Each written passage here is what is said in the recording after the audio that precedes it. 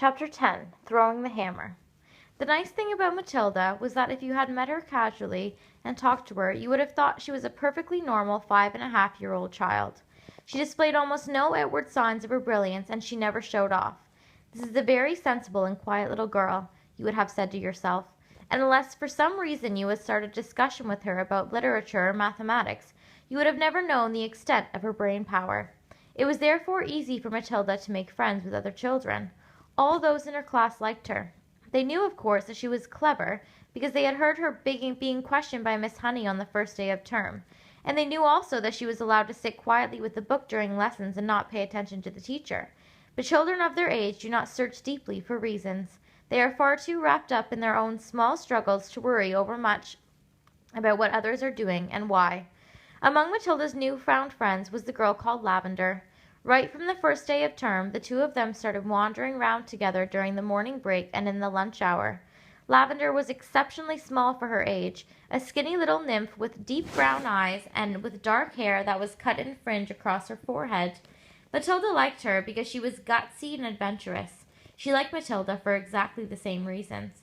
Before the first week of term was up, awesome tales about the headmistress, Miss Trunchbull, began to filter to the newcomers.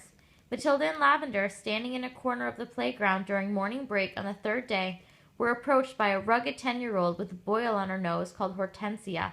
"New scum, I suppose," Hortensia said to them, looking down from her great height. She was eating from an extra-large bag of potato crisps and digging the stuff out in handfuls. "Welcome to Borstal," she added, spraying bits of crisp out of her mouth like snowflakes. The two tiny ones, confronted by this giant, kept a watchful silence. "Have you met the Trunchbull yet?" Hortensia asked.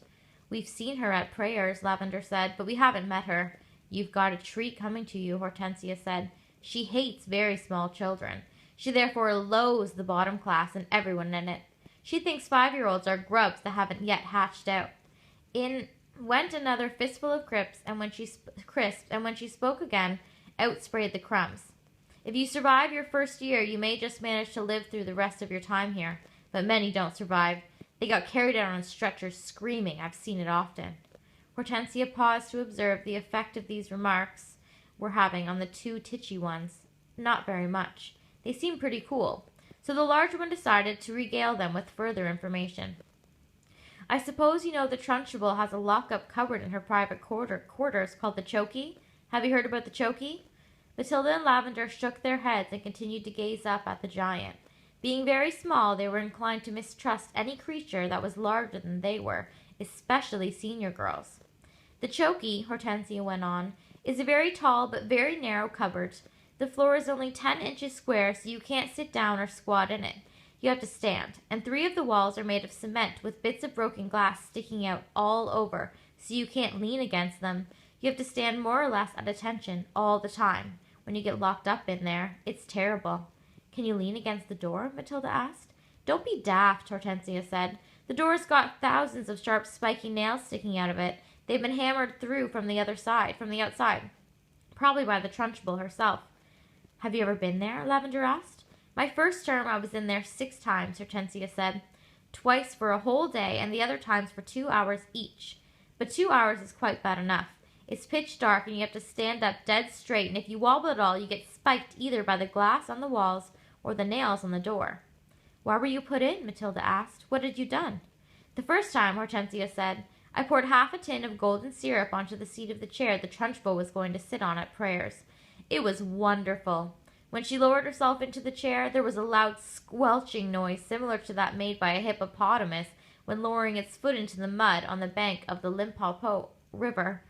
But you're too small and stupid to have read the Just So stories, aren't you?" "I read them," Matilda said. "You're a liar," Hortensia said amiably. "You can't even read yet, but no matter." So when the Trunchbull sat down at the golden syrup, the squelch was beautiful, and when she jumped up again, the chair sort of stuck to the seat of those awful green breeches she wears, and came up with her for a few seconds until the thick syrup slowly came unstuck. Then she clasped her hands to the seat of her breeches, both hands got covered in the muck. You should have heard her bellow. "But how did she know it was you?" Lavender asked. "A little squirt called Ollie Bogwhistle sneaked on me," Hortensia said. "I knocked his front teeth out." And the Trunchbull put you in the chokey for a whole day? Matilda asked, gulping. All day long, Hortensia said. I was off my rocker when she let me out. I was babbling like an idiot. What were the other things you did to get put in the chokey? Lavender asked. Oh, I can't remember them all now, Hortensia said. She spoke with the air of an old warrior who has been in many battles that bravery has become commonplace. It's all so long ago, she added, stuffing more crisp into her mouth. Ah, yes, I can remember one. Here's what happened. I chose a time when I knew the Trunchbull was out of the way teaching the sixth formers, and I put out my hand and asked to go to the bogs. But instead of going there, I sneaked into the Trunchbull's room, and after a speedy search, I found the drawer where she kept all her gym knickers. Go on, Matilda said, spellbound. What happened next? I had sent away by post, you see, for this very powerful itching powder, Hortensia said. It cost 50 pence a packet and was called the Skin Scorcher. The label said it was made from the powdered teeth of deadly snakes, and it was guaranteed to raise welts the size of walnuts on your skin. So I sprinkled this stuff inside every pair of knickers in the drawer and then folded them all up again carefully. Hortensia paused to cram more crisp into her mouth. Did it work? Lavender asked.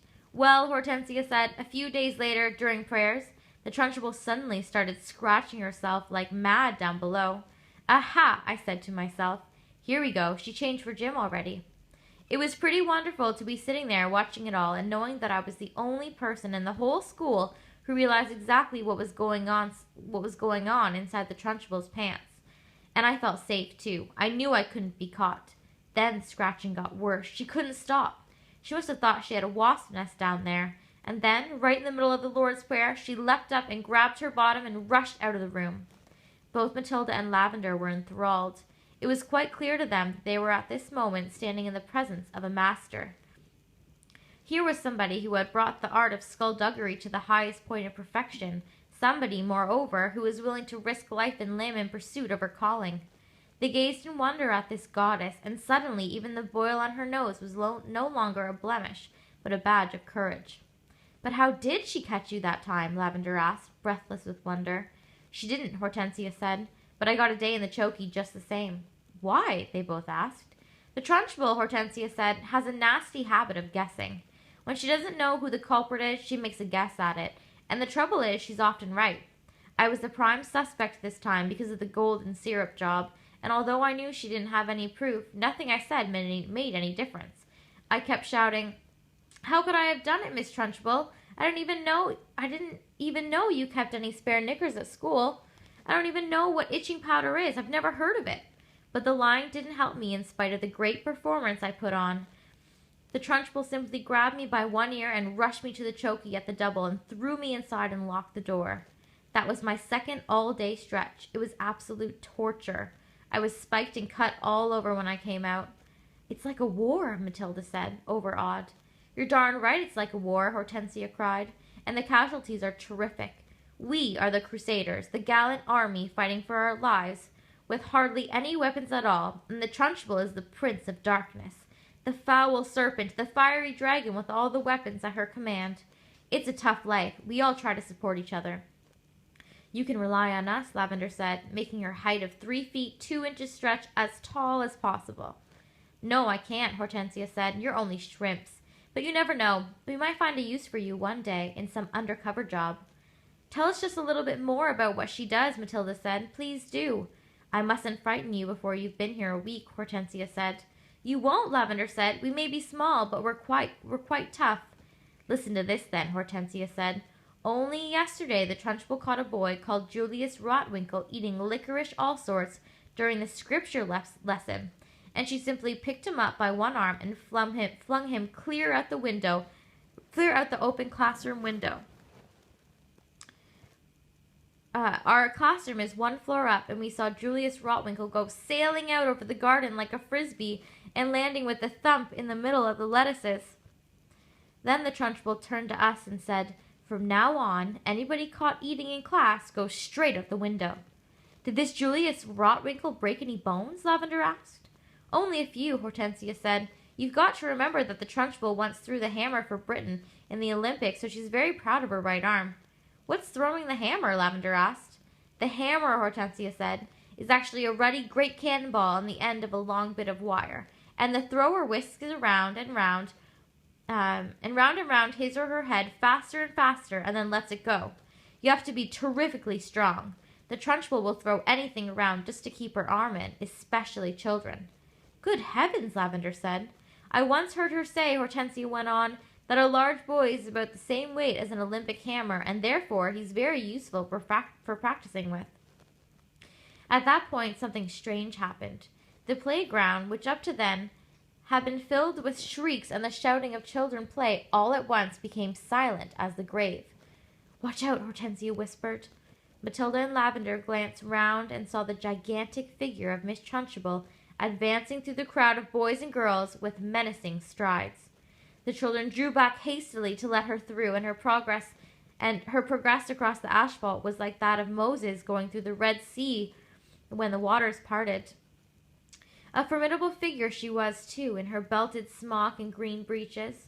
Below the knees, her calf muscles stood out like grapefruits inside her stockings. Amanda Thripp, she was shouting. You, Amanda Thripp, come here. Hold your hats, Hortensia whispered. What's going to happen? Lavender whispered back.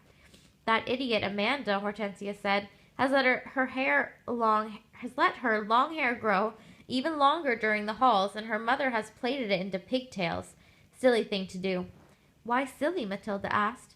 If there's one thing the Trunchbull can't stand, it's pigtails, Hortensia said. Matilda and Lavender saw the giant in green breeches advancing upon a girl of about 10 who had a pair of plaited golden pigtails hanging over her shoulders. Each pigtail had a blue satin bow at the end of it, and it all looked very pretty. The girl wearing the pigtails, Amanda Thripp, stood quite still, watching the advancing giant, and the expression on her face was one that you might find on the face of a person who was certain that the day of judgment had come for her at last. Miss Trunchbull had now reached the victim and stood towering over her. I want those filthy pigtails off before you come back to school tomorrow, she barked. Chop 'em off and throw 'em in the dustbin. You understand? Amanda, paralyzed with fright, managed to stutter, Mummy likes them. She plates them for me every morning. Your mummy's a twit, the Trunchbull bellowed. She pointed a finger the size of a salami at the child's head and shouted, You look like a rat with the tail coming out of its head. Mummy thinks I look lovely, Miss Trunchbull, Amanda stuttered, shaking like a blank munch. I don't give a tinker's toot what your mummy thinks, the Trunchbull yelled, and with that she lunged forward and grabbed a hold of Amanda's pigtails in her right fist and lifted the girl clear off the ground. Then she started swinging her round and round her head, faster and faster, and Amanda was screaming blue murder, and the Trunchbull was yelling, I'll give you pigtails, you little rat. Shades of the Olympics, Hortensia murmured. She's getting up speed now, just like she does with the hammer. 10 to 1 she's going to throw her. And now the Trunchbull was leaning back against the weight of the whirling girl and pivoting expertly on her toes, spinning round and round. And soon Amanda Thripp was traveling so fast she became a blur. And suddenly, with a mighty grunt, the Trunchbull let go of the pigtails, and Amanda went sailing like a rocket right over the wire fence of the playground and high up into the sky. Well thrown, sir, someone shouted from across the playground, and Matilda, who was mesmerized by the whole crazy affair, saw Amanda Thripp descending in a long, graceful parabola to the playing field beyond. She landed on the grass and bounced 3 times and finally came to rest. Then, amazingly, she sat up. She looked a trifle dazed, and who could blame her? But after a minute or so, she was on her feet again and tottering back towards the playground. The Trunchbull stood in the playground, dusting off her hands. Not bad, she said, considering I'm not in strict training. Not bad at all. Then she strode away. She's mad, Hortensia said. But don't the parents complain? Matilda asked. Would yours? Hortensia asked. I know mine wouldn't. She treats the mothers and fathers just the same as the children, and they're all scared to death of her. I'll be seeing you sometime, you two. And with that, she sauntered away.